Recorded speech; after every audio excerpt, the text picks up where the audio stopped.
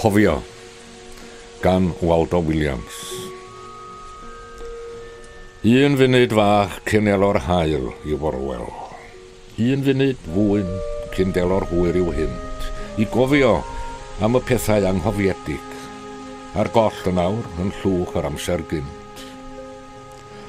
Fel ewyn ton a dyr ar dreithell unig, fel can y gwynt lle nid oes glist a gliw, miwn ei bod yn galw'n ofer arnom, hen bethau anghofiedig dynol ryw.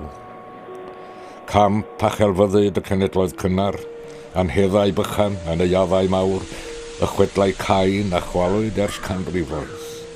Y diwiau na wyr neb amdanynt nawr. A geiriau bach hen ieithoedd diflanedig, hoiw yng ngenau dynion oeddynt hwy, a thlws i'r glist ymharabl plant bychain. Ond tafod neb mi eilw arnynt mwy.